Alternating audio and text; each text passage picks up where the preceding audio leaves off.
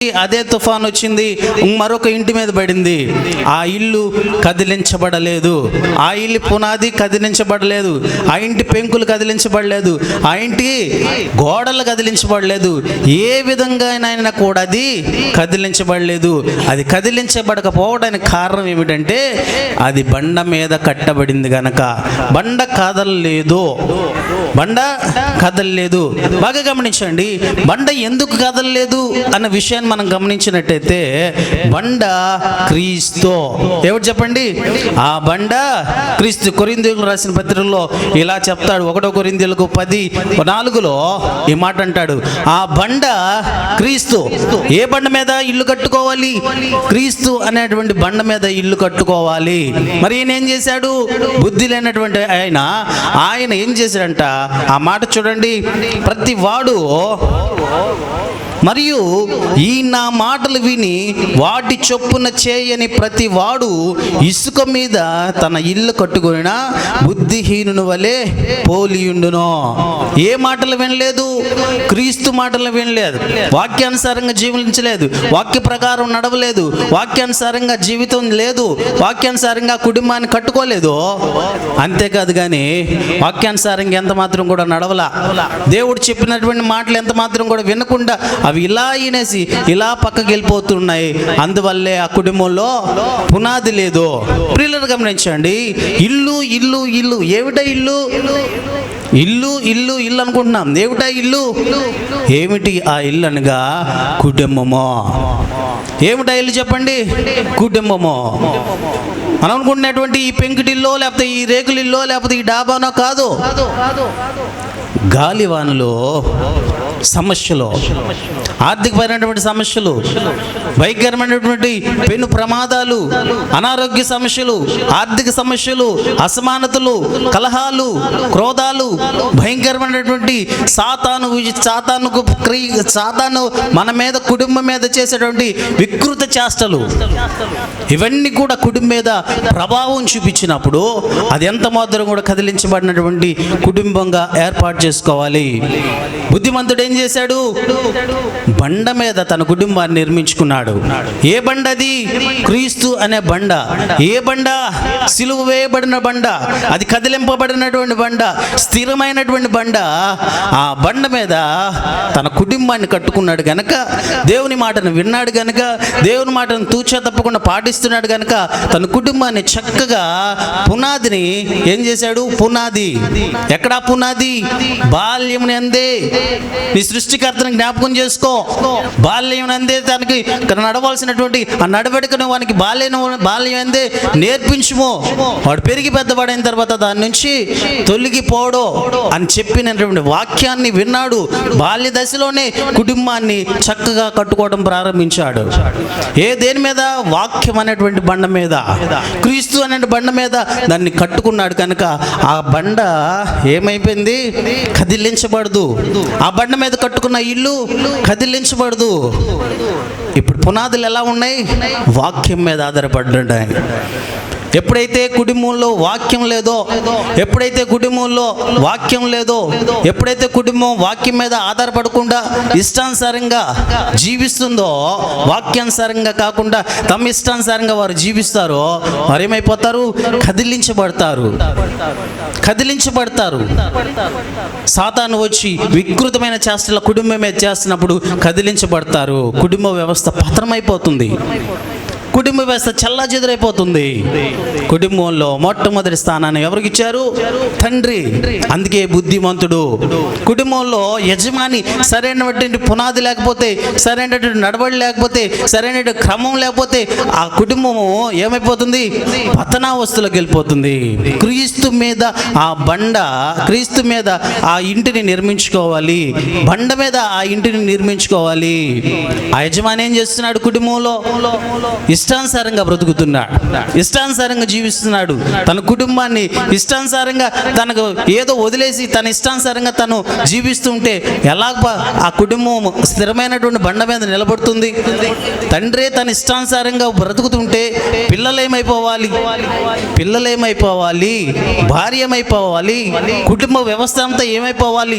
చల్లా చెదురైపోతుంది. కుటుంబంలో యజమాని తన ఇష్టానుసారంగా జీవిస్తే కుటుంబం అంతా కూడా ఎవరిష్టానుసారంగా వారు జీవిస్తారు. ఒక కుటుంబంలో యజమాని తన ఇష్టానుసారంగా తను జీవిస్తుంటే కుటుంబంలో అందరూ కూడా ఎలాగుంటారు? యజమాని ఎలాగున్నాడో అలాగే ఉంటారు. తన ఇష్టానుసారంగా తనకు బాధ్యత లేకుండా ఉంటే, తన ఇష్టానుసారంగా తను ప్రార్థనాపరంగా లేకుండా తన ఇష్టానుసారంగా ఉంటే, తన ఇష్టానుసారంగా తాను నడుచుకుంటూ ఉంటే, ఓ బాధ్యత లేనటువంటి జీవితం జీవిస్తుంటే పిల్లలు కూడా రేపొద్దున పెద్దవారు అయిన తర్వాత బాధ్యత కలిగినటువంటి వారు ఉంటారా? తండ్రి ఏదైతే నడవడికి నేర్చుకున్నాడో, తండ్రి ఏదైతే ఏ బాటలో అయితే నడుస్తున్నాడో అదే బాటలో కుమారులు నడుస్తారు, అదే బాటలో పిల్లలు నడుస్తారు, అదే బాటలో ఈ వంశమంతా కూడా నడుస్తుంది. ముందుగా వెళ్ళి బాట చూపాల్సినటువంటి వ్యక్తి స్థిరమైనటువంటి పునాది మీద, ఈ పునాదిని మనం గమనించండి ప్రియులారా. పిల్లలకి చక్కగా ఒక మంచి ఉద్యోగం రావాలంటే ఏం చేస్తాం?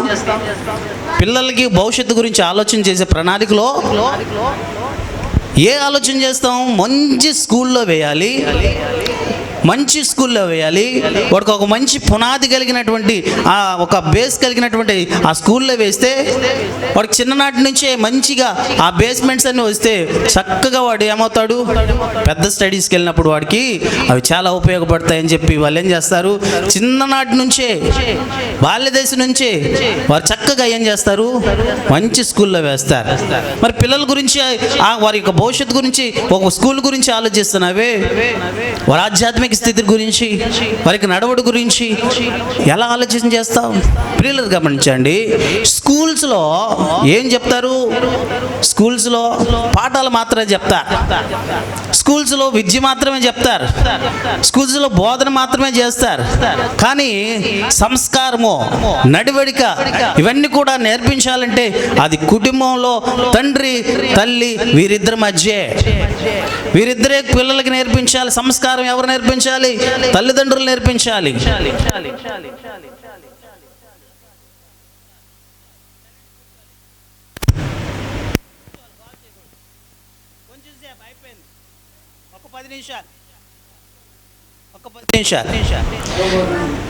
తల్లిదండ్రులు పిల్లలకి నేర్పించాల్సింది ఏమిటి? విద్యాబుద్ధులు కాదు. వాళ్ళు ఎలాగో స్కూల్లో నేర్పిస్తారు, కానీ నువ్వేం చేయాలంటే మంచి నడవడిక నేర్పించాలి, మంచి సంస్కారం నేర్పించాలి.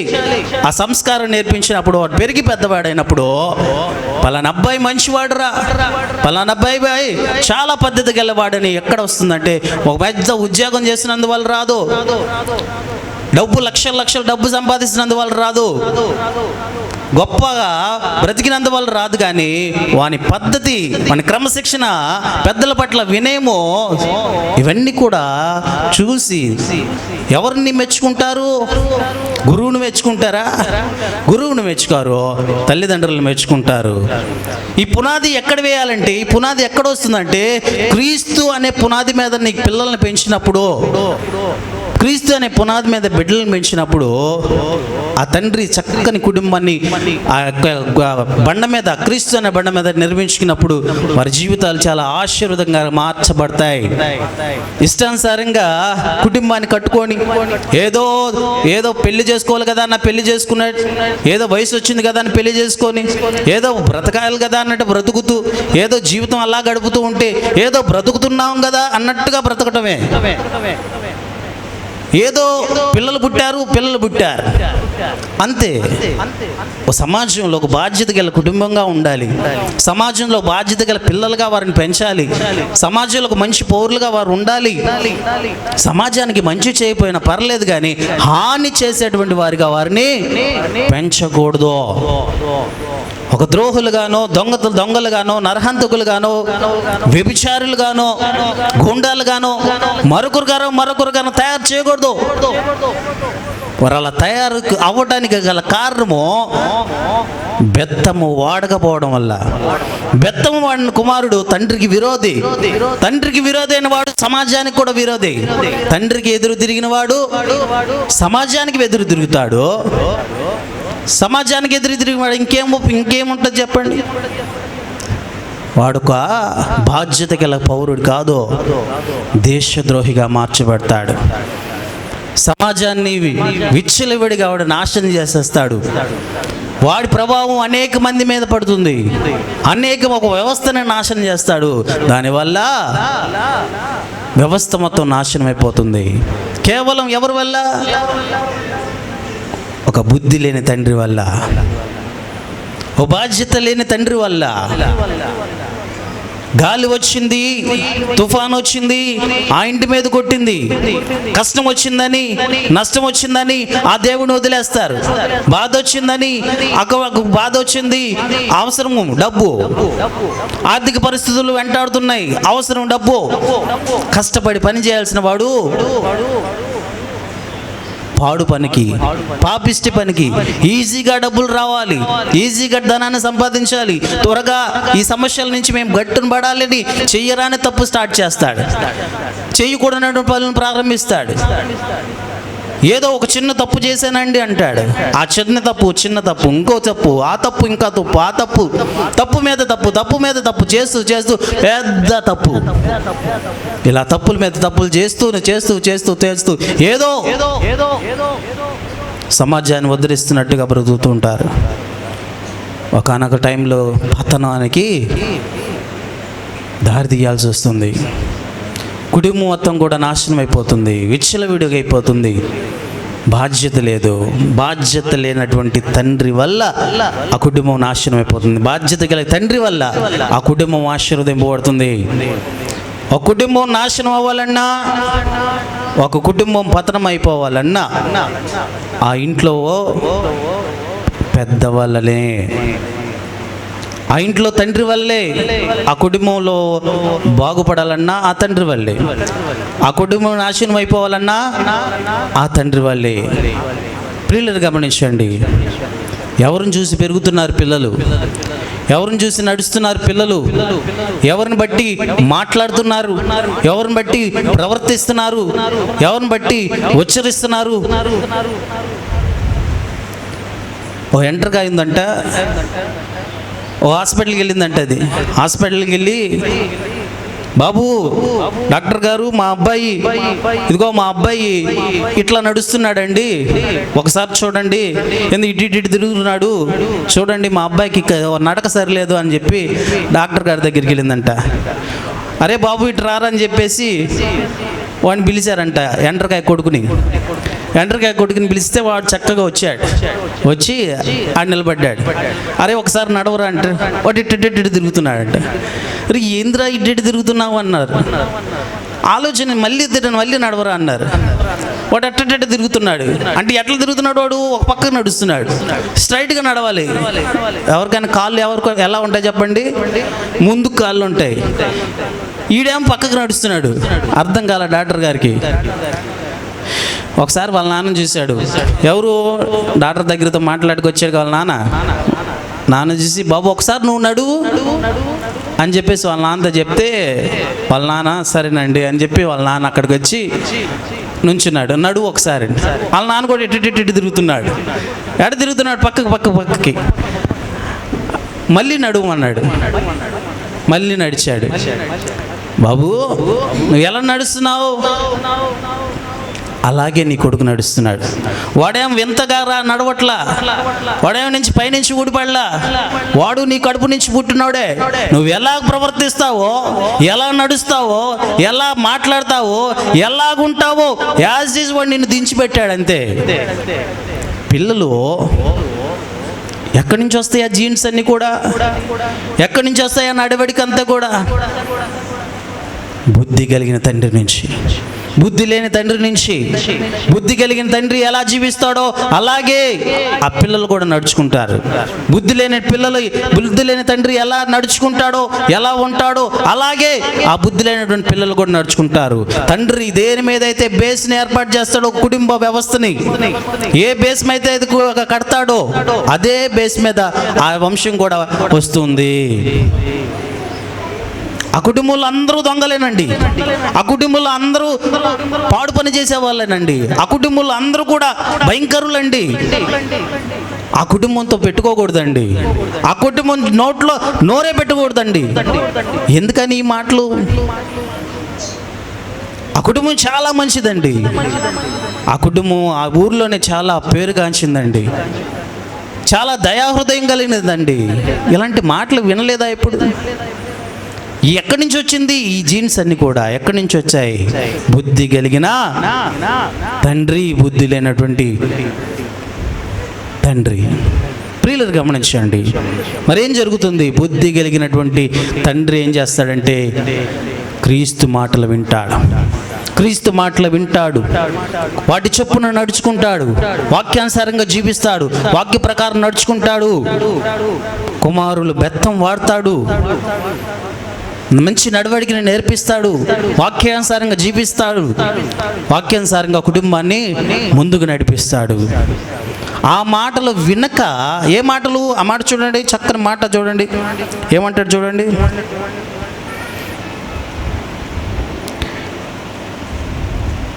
మరియు ఈ నా మాటలు విని, ఏ మాటలు? క్రీస్తు మాటలు. ఈ నా మాటలు విని వాటి చప్పున చేయని ప్రతి వాడు ఇసుక మీద తన ఇల్లు కట్టుకున్నా బుద్ధిహీనుని వలె ఉండును.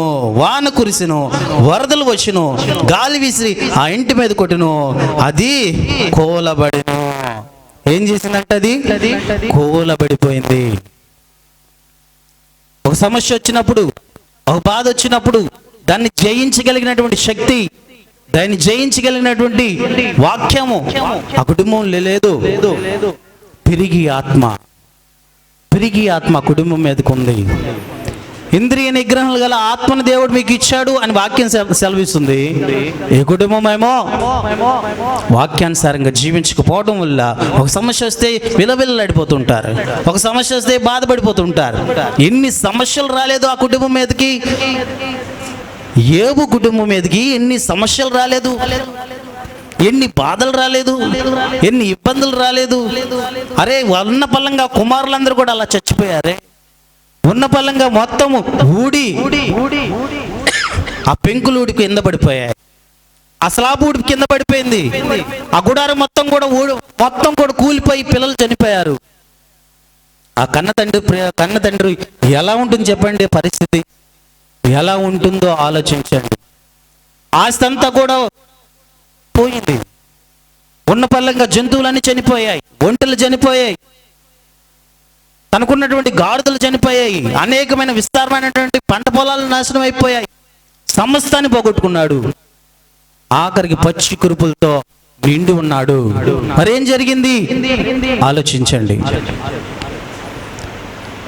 భార్య వచ్చి అంటుంది, దేవుని దూషించి చచ్చిపో, నీ దేవుని దూషించి చచ్చిపో. ఎందుకు ఈ బ్రతుకో?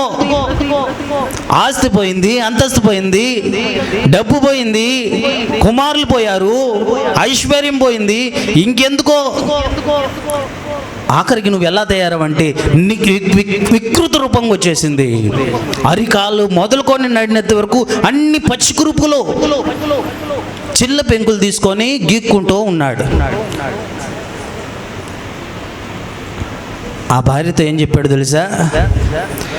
యెహోవా ఇచ్చును, యెహోవా తీసుకొనును, ఆయనకే మహిమ కలుగునుగాక. హల్లెలూయా. నా తల్లి గర్భంలో నేను దిగంబరిగా వచ్చా, నేను దిగంబరిగానే వెళ్ళిపోతా. ఈ మాట చెప్పగలిగేది ఎవరు చెప్పండి? వాక్యానుసారంగా జీవించేవారు. వాక్యానుసారంగా జీవించినటువంటి ఆ బుద్ధి లేనటువంటి ఆ భార్య ఎవరైతే ఉన్నదో ఆ భార్య ఏమంటుంది? ఈ దేవుని దూషించి నువ్వు చచ్చిపో. ఏమంటుందో తెలుసా? చచ్చిపో అంటే ఏమంటుంది? తండ్రి భర్తనేమంటుంది? చచ్చిపో. తన చేతులతో తానే తన ఇంటిని పెరికేసుకున్నటువంటి బుద్ధి లేనటువంటి స్త్రీ. ఎవరి స్త్రీ? ఎవరి స్త్రీ చెప్పండి? బుద్ధి లేని స్త్రీ. అన్నీ బాగున్నప్పుడు మాత్రం సంతోషంగా ఉంది భర్తతో, అన్నీ బాగున్నప్పుడు ఆనందంగా ఉంది, అంతా బాగున్నప్పుడు హ్యాపీగా ఉంది, అంతా బాగున్నప్పుడు దేవుడు మీద స్తుతించింది. ఏమీ లేనప్పుడు అవమానిస్తుంది, దూషించి చచ్చిపో, దూషించి చచ్చిపో. ఇదేనా వాక్యం నేర్పించేది? కలిమి ఎందునో లేమి ఎందునో ఏం కలిగి ఉండాలి? భర్తతో కలిసిమెలిసి ఉండాలి. డబ్బున్నప్పుడు లేనప్పుడు ఎప్పుడు నీ జీవితాంతము నువ్వు భార్యాభర్తలు కలిసి ఉండాలి. వాక్యం సెలవిస్తుంది. కానీ డబ్బు లేనప్పుడు ఏమంట? దేవుని దూషించాలంట, దేవుని అవమానించబడంట. అరే ఈరోజు సజీవంగా బ్రతికున్నాము, ఇంతవరకు ఆస్తినిచ్చాడు, ఇంతవరకు ఐశ్వర్యించాను, ఇప్పటి వరకు కలిగి, ఇప్పుడు ఏది మంద కాదు కదా, అంతా ఆయన ఇచ్చిందే కదా. అంతా ఆయన ఇచ్చినప్పుడు మనకేముంది చెప్పండి? మందంటూ ఏమీ లేదు. దిగంబరిగా వచ్చాము, దిగంబరిగా పోతాం, కనీసం ప్రేత వస్త్రాలు కూడా పట్టుకొని పోవాం. చనిపోయిన తర్వాత స్నానం చేయించి పేద వస్త్రాలు వేస్తారు, అవి కూడా పట్టుకొని పోము. అంతా వదిలేసి పోవాల్సిందే, ఏది తీసుకొని పోము. ఆఖరికి మళ్ళీ ఆ సమాధిలో కూడా మరొకటి పెడతారు రేపొద్దున. పోనీ అదేమన్నా శాశ్వతం అంటే అది కూడా శాశ్వతం కాదు. ఇంకో సంవత్సరమో 2 సంవత్సరాల్లో మళ్ళీ ఇంకొకరు తెచ్చి దాంట్లో పెడతారు. చూడండి, ఏది శాశ్వతం కానప్పుడు ఎందుకు ఆయన దూషించడమో? వాక్యం లేనటువంటి జీవితం, జ్ఞానం లేనటువంటి స్త్రీ, బుద్ధి లేనటువంటి స్త్రీ అలా దేవుని దూషించి అవమానించి కుటుంబాన్ని తన చేతులతో తానే పేర్కొంటుంది. భర్తనేమంటుంది? నువ్వు చచ్చిపో. ఈరోజు ఉన్నారు అలాంటి వారు, అలాంటి వారు లేకపోలేదు. చచ్చిపో, నీ వల్ల మాకే ఉపయోగం లేదు, నీ వల్ల అంతా మాకు నష్టమే. 100 సంవత్సరాలు బ్రతకాల్సినటువంటి భార్య భర్తలు, 100 ఏళ్ళు చక్కగా ఉండాల్సినటువంటి భార్య భర్తలు, పచ్చగా ఉండాల్సినటువంటి కుటుంబము, నువ్వు చచ్చిపో, నువ్వు చచ్చిపో, చచ్చిపో. చావును కోరుకోకూడదు ప్రియులారా.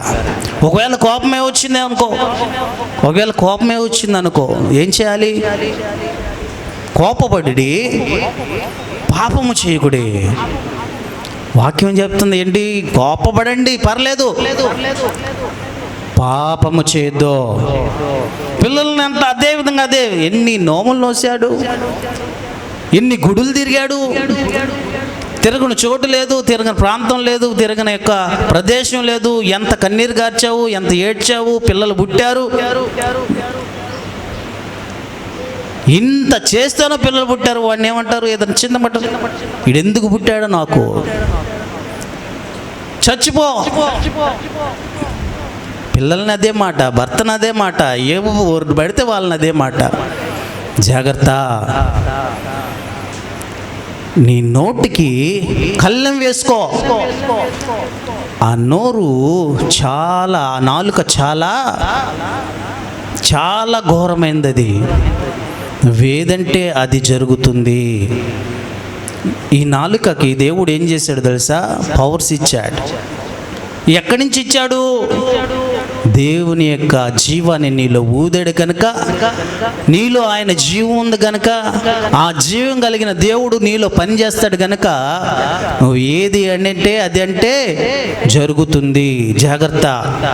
పిల్లల్ని ఊరికి ఆ మాట ఈ మాట అనకు. దేవుడిచ్చినటువంటి ఆశీర్వాదాన్ని నువ్వు అనుభవించు, భర్తను అనుభవించు, నీ యవ్వనకాలపు భర్తతో నువ్వు అనుభవించు, నీ యవ్వనకాల భార్యతో నువ్వు అనుభవించు.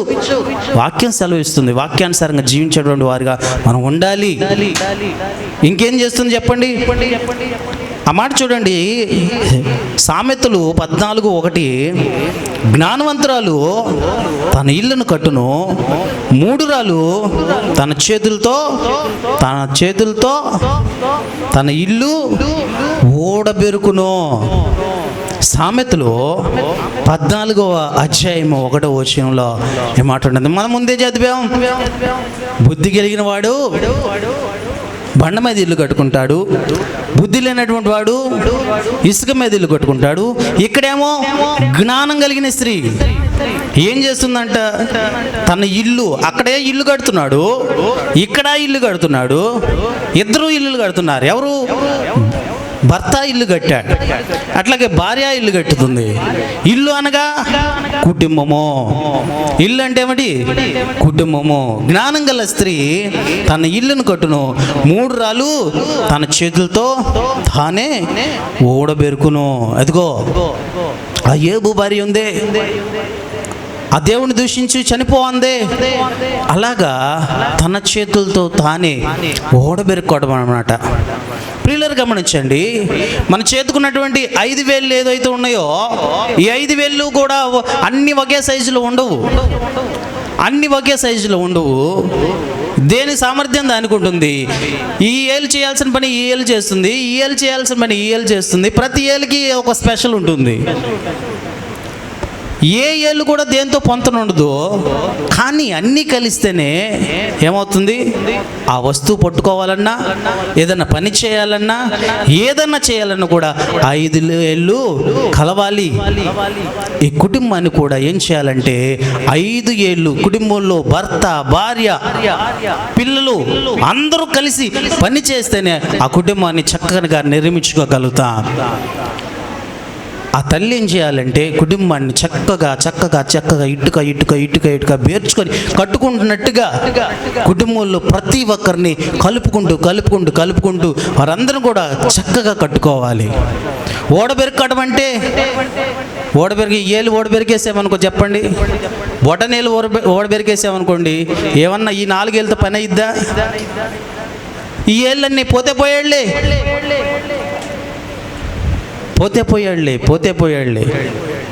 వాడు పాపాన వాడు పోతాడులే, వదిలేసి. ఆ చిన్న కుమారుడు పోయాడు. ఆ తండ్రి పోయిన నాటి నుంచి అక్కడే కూర్చొని చూస్తూ ఉన్నాడు. ఎందుకని? పోయాడులే, దరిద్రం వదిలింది అనుకోలా. ఆ చిన్న కుమారుడు కోసం ఎదురు చూస్తూ ఉన్నాడు, ఏ రోజుకైనా రాకపోతాడా. ఎందుకంటే కుటుంబంలో ఒక వ్యవస్థ ఉంది, కుటుంబాన్ని కట్టుకోవాల్సిన బాధ్యత ఉంది. కుటుంబం కలిసి ఉంటే ఎంతో సుఖము. ఎవరైనా దండెత్తి వచ్చినా కుటుంబం మీదకి, ఏదైనా సమస్య వచ్చినా, ఏదైనా బాధ వచ్చినా అందరూ కలిసి ఐక్యతగా ఆ కుటుంబాన్ని చక్కగా నిలబెట్టుకుంటే ఏమవుతుంది? నేను చెప్పాను, ఒలీవ మొక్కల వలె ఆ భోజనం పొల్ల చుట్టూ ఉండాలి. ఒలీవ మొక్క గురించి లాస్ట్ అని చెప్పాను నేను.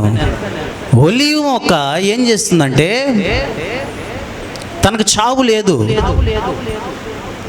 అంతేకాదు కానీ ఒలీవ మొక్క వృద్ధాప్య దశలోకి వచ్చేసరికి ఒలీవ మొక్క చుట్టూ అది ఎప్పుడైతే వృద్ధాప్య దశకు వచ్చిందో, ఎప్పుడైతే వయసు పెరిగిపోయిందో, మ్రానుగా ఉండేది ఇంకా కోల్పోతుందో, తన ఆయుష్ను కోల్పోతుందో, అదేం చేస్తుందంట, తన చుట్టూ పిల్ల మొక్కలు ప్రారంభిస్తాయి.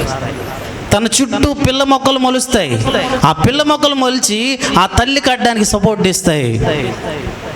అక్క తల్లి కాండం కూలిపోకుండా, ఆ తల్లి కాండం ఒకవేళ కుప్ప కూలిపోయినా, ఆ తల్లి కాండం అకస్మాత్తుగా చనిపోయినా ఎక్కడి నుంచి జీవం వచ్చింది?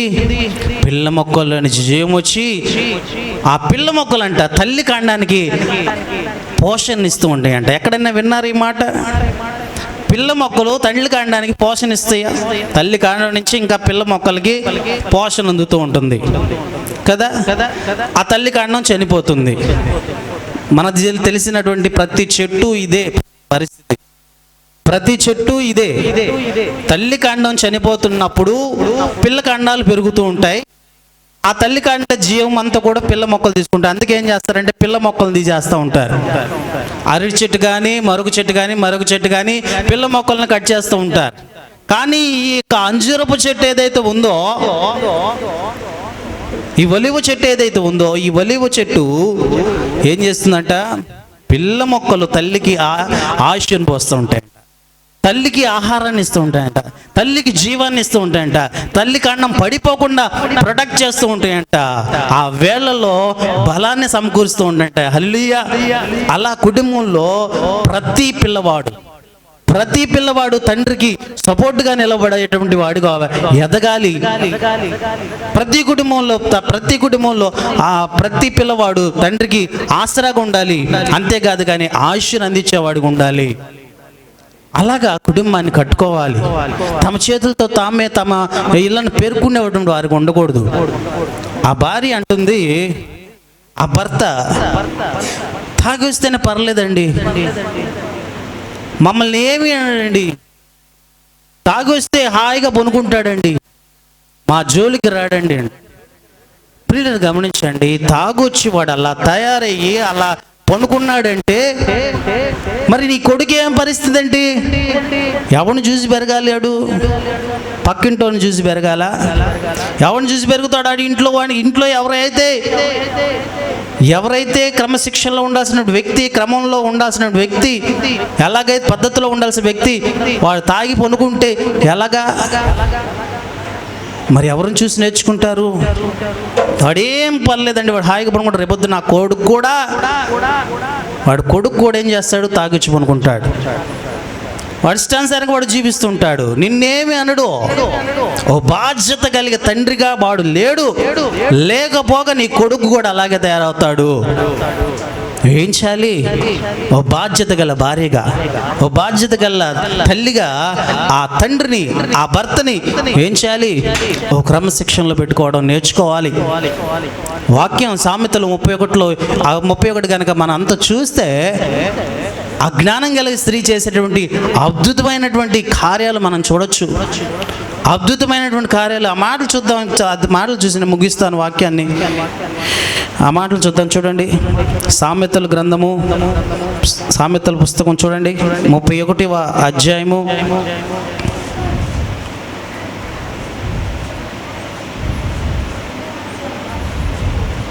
10 నుంచి చూద్దాం. చూడండి, గుణమతి అయిన భార్య అట్టిది ముత్యము కంటే అమూల్యమైనది. ఎవరు చెప్పండి? గుణవతి అయిన భార్య. ఏం చేస్తుందంటే, ఆయన మన జోలికి రాడండి అంటాం కాదు. గుణవతి అయిన భార్య దొరుకుట చాలా అరుదు, చాలా అరుదు. కుటుంబ వ్యవస్థలో బాగా గుర్తుపెట్టుకోండి, గుణవతి అయిన భార్య దొరుకుట చాలా అరుదు.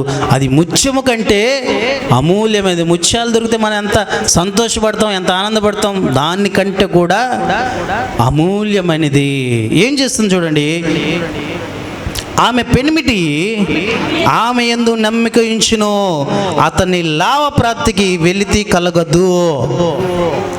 ఆ పెనిమిటి అంట ఆమె యందు అంట నమ్మిక ఉంచుతాడంట. ఈరోజు నమ్మకం ఎంతమందికి ఉంది? భార్య మీద, భార్యల మీద భర్తలకి ఎంతవరకు నమ్మకం ఉంది?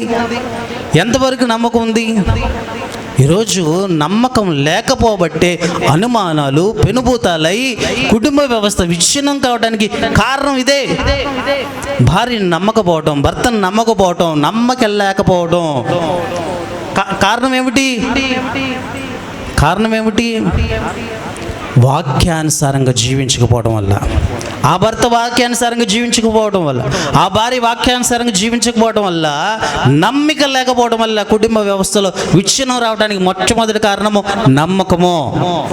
నమ్మకం లేకపోవడం. ఈ భార్య మీద ఏమిటంట? నమ్మకం ఉందంట. అంతేకాదు కానీ లాభ ప్రాప్తికి వెలితి కలుగదు. ఆమె తాను బ్రతుకు దినములన్నీ అతనికి మేలు చేయును గాని కీడేమి చేయదు. ఆ బ్రతికే దినములంతా కూడా ఏమిటంట? మేలు మేలు మేలు మేలు. భర్త మేలు, భర్త అవమానిస్తున్నా, భర్త నిందిస్తున్నా, భర్త అనేక రకాలుగా హింసిస్తున్నా, వేదన చేస్తూ భయంకరంగా ఇబ్బంది పెడుతున్నా, ఏమి చేస్తున్నా కూడా ఏం చేస్తుందంటే భర్త మేలు కోరుకుంటుంది కానీ కీడు కోరుకోదు. ఆమె ఏం చేసింది?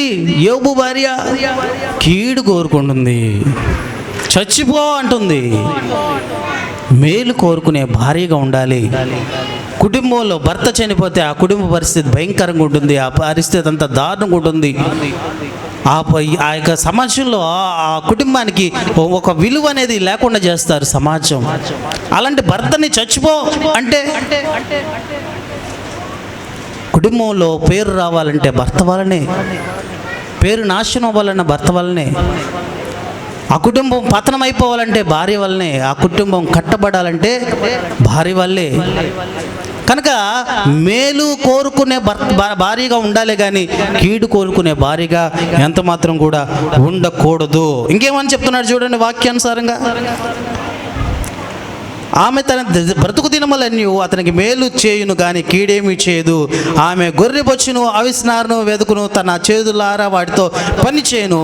వర్తకపు ఓడలు దూరము నుండి ఆహారం తెచ్చినట్లు ఆమె దూరం నుండి ఆహారం తెచ్చుకొనును. ఆమె చీకటితోనే లేచి 15 ఆమె చీకటితోనే లేచి తన ఇంటి వారికి భోజనము చేయను, సిద్ధపరచును. తన పనికెత్తలకు బద్దం ఏర్పాటు చేయను. ఆమె పొలమును చూచి దానిని తీసుకొనును. తాము కూడబెట్టిన ద్రవ్యము పెట్టి ద్రాక్ష తోట ఒకటి నాటించును. ఆమె నడుకొట్టు చేత నడుము బలపరుచుకొని చేతులతో బలంగా పని చేయును. తన వ్యాపార లాభము అనుభవించే తెలుసుకొనుచు రాత్రి వేళ ఆమె దీపము ఆరిపోదు. ఆమె పంటెను చేత పట్టుకొనును, తన వేళ్లతో కుదురు పట్టుకొని వడుకును. దీనులకు తన చేయి చాపును, దరిద్రులకు తన చేతులు చాపును. ఎవరు చెప్పండి? దీనుల కంట ఆమె ఏం చేస్తుందంట? తన చెయ్యి చాపును, దరిద్రులకు తన చేతులు చాపును. ఈరోజు ఎంతమంది ఉన్నారు చెప్పండి అలాగా? ఎవరైనా ఆర్థిక సహాయం కోసం లేకపోతే అమ్మ అని చెప్పేసి ఇంటి ముందుకు వచ్చిన వారికి ఏ రోజన్నా చేయి చాపి ఇచ్చామా? ఏ రోజు లేదు. మనం ఏం చేస్తాము? పక్కింటి చూపిస్తాం, లేదు పో. ఇంకా రకరకాలైనటువంటి మాటలు వారి మీద. తన ఇంటి వారికి చలి తగులునని భయపడదు. ఆమె తన ఇంటి వారందరూ రక్త వస్త్రములు ధరించిన వారు. ఆమె పరులను సిద్ధపరచుకొనును. ఆమె బట్టలు సన్ననారపు బట్టలు, రక్తవర్ణపు వస్త్రములు. ఆమె పనిమిటి దేశ పెద్దలతో కూడా కూర్చుండును. గవిని యొద్ద పేరుకొనిన వాడై ఉండును. ఎవరు చెప్పండి? ఆమె పెనిమిటి ఎక్కడంట? దేశ పెద్దలతో కూర్చోవాలంట. ఎవరితో? దేశ పెద్దలతో. ఆయన అంతేనండి అది కాదు. ఎలా కోరుకోవాలి? ఆయన ఏమి చేయడండి, ఆయన ప్రశాంతంగా ఉంటాడండి, ఇది కాదు. వాడు హాయిగా నిద్రపోతాడండి, వాడు హాయిగా ఉంటాడండి, ఇది కాదు. వాడు ఎక్కడ కూర్చోవాలి? దేశ పెద్దలతో కూర్చోవాలి. పెనిమిటి దేశ పెద్దలతో కూర్చోవాలి, సమాజ మందిరాల్లో కూర్చోవాలి, అందరితో అధికారంలో ఉండాలి, గొప్పవాడిగా ఉండాలి, హోదాలో ఉండాలి, నా కుటుంబానికి మంచి పేరు రావాలి అనుకోవాలి. కానీ ఆ పతన వస్తువులోకి వెళ్ళేటువంటి వాడుగా ఉండకూడదు. ఇంకా ఏం చేస్తుంది చెప్పండి? ఇవన్నీ కూడా ఓ మంచి జ్ఞానం కలిగిన స్త్రీకి ఉన్నటువంటి సుగుణాలు. వీటిని మనం ప్రతి కుటుంబంలో కూడా ఆచరణలో పెట్టుకునే వారుగా మనం ఉండాలి. ఆమె నారబట్టలను వేయించి అమ్మును, నడికట్లను వర్తకులకు అమ్మును. బలమును ఘనతయు ఆమెకు వస్త్రములు. ఆమె రాబో కాలం విషయమై నిర్భరంగా ఉండును. ఏమిటంటే చెప్పండి? బలమును ఘనతయు ఆమెకు వస్త్రములు. ఆమె రాబో కాలము విషయమై నిబ్బరంగా ఉంటుంది. రాబోయే కాలం గురించి నిబ్బరంగా ఉంటుంది. ఆర్థిక పరిస్థితుల గురించి భయం లేదు, అసమానతల గురించి భయం లేదు, ఇరుకుల ఇబ్బందుల గురించి భయం లేదు, గాలి వచ్చినా తుఫాను వచ్చినా ఇంటి మీద కొట్టినా భయం లేదు. ఎందుకని? జ్ఞానం గల స్త్రీ గనక, ముందుగానే సిద్ధపాటు కలిగిన స్త్రీ గనక, బాధ్యతగా తన కుటుంబాన్ని ఒక చక్కబెట్టుకుంది గనక ఏ విధమైనటువంటి భయము లేదు. ఇంకేమిటి చెప్పండి? ఆమె తన ఇంటి వారి నడతలను బాగుగా కనిపెట్టును. 27 ఆమె తన ఇంటి వారి నడతలను బాగుగా కనిపెట్టును. పని చేయకుండా ఆమె భోజనము చెయ్యదు. ఈ విషయాన్ని ఎంతమంది జ్ఞాపకం చేసుకుంటున్నారు చెప్పండి? ఆమె తన ఇంటి వారి నడతలను బాగుగా కనిపెట్టును. భర్త ఎక్కడికి వెళ్తున్నాడు? పిల్లలు ఎక్కడికి వెళ్తున్నారు? భర్త పనికి వెళ్తున్నాడా లేకపోతే మరొక చోటుకి వెళ్తున్నాడా? ఎక్కడికి వెళ్తున్నాడు? ఏం సంపాదిస్తున్నాడు? ఎలా సంపాదిస్తున్నాడు? ఏదో తెస్తున్నాడు, వండి పెడుతున్నాం, తెస్తున్నాడు, వండి పెడుతున్నాం, ఇది కాదు. వారి నడతలను బాగా కనిపెట్టాలి. మన యొక్క ప్రతి క్రియను కనిపెట్టాలి, మన చేష్టలు కనిపెట్టాలి, వాడి ప్రవర్తన కనిపెట్టాలి. ప్రతిదీ కనిపెడుతూ మనం ఏం చేయాలి? ఒక క్రమశిక్షణలో పెట్టుకోవాల్సిన బాధ్యత ఉంది. ఏదో తెస్తున్నాడు అంటే ఎక్కడి నుంచి తెస్తున్నాడు, వెళ్తున్నాడు, ఏం చేస్తున్నాడు, ఏమేం కార్యాలు చేస్తున్నాడు భర్త తెలుసుకోవాల్సిన బాధ్యత ఉంది. ఎక్కడి నుంచి తెచ్చారు ఈ డబ్బులు, ఏం చేశారు, ఏం పని చేస్తున్నారు, ఆ పని మంచి పనా చెడ్డ పనా? పిల్లలు బడికి వెళ్తున్నారు, స్కూల్కి వెళ్తున్నారు, వాళ్ళు చక్కగా స్కూల్కి వెళ్తున్నారా, వాళ్ళు స్కూల్ బస్సు ఎక్కారా, లేదా స్కూల్కి వెళ్తున్నారా, లేకపోతే మరొక చోటుకి వెళ్తున్నారా? ప్రతిదీ కూడా ఏం చేస్తుందంట, జ్ఞానవంతురాలు గుణవతి అయిన భార్య బాగుగా కనిపెడుతుందంట. కనిపెట్టాలి. కనిపెట్టకుండా ఇష్టానుసారిగా ఏదో పెరుగుతున్నారులే, ఏదో వెళ్తున్నారులే అంటే వాడు నిజంగానే ఎక్కడికో వెళ్తున్నాడు. ఈరోజు అలా లేకపోబట్టే పిల్లలు చిన్న క్రమంలోనే దారి తప్పిపోయేటువంటి వారికి ఉన్నారు. జాగ్రత్త. పిల్లల్ని కనిపెడుతూ ఉండాలి, భర్తను కంటపెడుతూ ఉండాలి, భార్యను కంటపెడుతూ ఉండాలి. ఇలాగా ఒకరినొకరు ఏం చేయాలి, అబ్జర్వేషన్ చేసుకుంటూ ఉండాలి, కనిపెట్టుకొని ఉండాలి, జాగ్రత్తగా ఉండాలి. లేదా ఎవరైనా మన కుటుంబం మీదకి వస్తున్నారా, ఏ అబ్బాయినా అమ్మాయిని చూస్తున్నాడా, ఆలోచించండి. ఎక్కడికి వెళ్తున్నాడు, ఏం చేస్తున్నారు, ఎవరు ఫాలో అవుతున్నారు, ఎక్కడి నుంచి ఎక్కడికి, ఇవన్నీ కూడా ఎలలో వేసుకుంటూ జాగ్రత్తగా కుటుంబాన్ని కట్టుకోవాల్సిన బాధ్యత జ్ఞానవంతురాలికి ఉంది. ఇంకేం చూడండి, ఈ 2 మాటలు చూడండి. 28 ఆమె కుమారులు లేచి ఆమెను ధన్యురాలు అందరూ. చాలామంది కుమార్తెలు ప్రతివత ధర్మమును అనుసరించి ఉన్నారు, కానీ వారందరినీ నీవు మించిన దానవు అని ఆమె పెనిమిటి ఆమెను పొగడును. హల్లెలూయా. భర్త భార్యను పొగుడుతాడంట, పొగడాలి. అందము మోసకరము, సౌందర్యం వ్యర్థము, యెహోవా యందు భయభక్తులు కలిగిన స్త్రీ కొనియాడబడును. ఏమిటి చెప్పండి? అందము మోసము, సౌందర్యము వ్యర్థము. ఏమిటంటే చెప్పండి, యెహోవా యందు భయభక్తులు కలిగిన స్త్రీ కొనియాడు. ఈ మాట అందరూ చెప్పాలి, ఈ మాట అందరూ చెప్పండి, ప్రతి నోరు చెప్పండి. అందము మోసకరము, చెప్పండి అందరూ కూడా. అందము మోసకరము, సౌందర్యము వ్యర్థము, యెహోవా యందు భయభక్తులు కలిగిన స్త్రీ కొనియాడబడును. తల వంచండి, ప్రార్థించుకుందాం. ప్రేమగల తండ్రి, దయగల రాజ్యాన్ని కృపకొందాలి. ఇంతవరకు మాతో మా అందరితో కూడా మాట్లాడారని బట్టి కొందా తెలియజేస్తున్నాం. ఈరోజు 2 విషయాలు మాకు తెలియజేశారు. బుద్ధి కలిగిన వాడు బండ మీద ఇల్లు కట్టాడు, బుద్ధి లేనివాడు ఇసుక మీద తన ఇల్లును కట్టుకున్నాడు. గాలి వచ్చింది, వరద వచ్చింది, ఆ ఇంటి మీద కొట్టింది. బండ మీద కట్టిన ఇల్లు ఏమాత్రం కదల్చబడలేదు, ఇసుక నేల మీద కట్టిన ఇల్లు ప్రభా గాలి చేత వరద చేత కొట్టుకుపోయింది. కారణం, క్రీస్తు అనే బండ మీద ఇల్లు కట్టుకోవాలి. ఈరోజు వాక్యం ద్వారా తెలియజేశారు. జ్ఞానం కలిగిన స్త్రీ తన ఇల్లును కట్టుకుంటుంది. 3 రాళ్ళు తన చేతులతో తానే ఇల్లు ఓడబెరుక్కుంటుంది. జ్ఞానం కలిగిన స్త్రీని తెలియజేశారు. కుటుంబాన్ని పతనావస్థలకు తీసుకెళ్లకుండా అందరినీ కలుపుకుంటూ పోతూ కుటుంబాన్ని చక్కగా ఓ బాధ్యత కలిగినటువంటి స్త్రీగా భర్తను, పిల్లల్ని క్రమశిక్షణలో పెట్టుకోవాల్సినటువంటి బాధ్యత కలిగిన స్త్రీని మాకు ఈరోజు తెలియజేశారు. జ్ఞానవంతురాలని 3 రాళ్ళైతే ప్రభువా తన చేతులతో తానే ఇల్లు ఓడబెరుకున్నటువంటి స్త్రీగా ఉంది.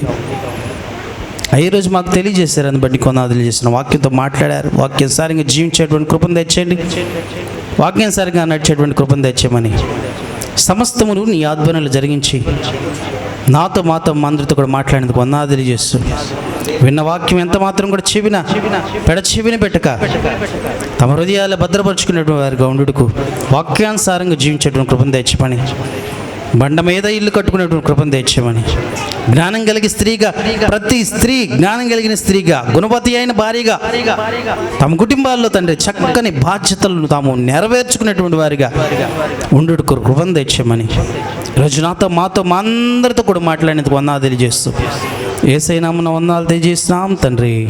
ఆమేన్.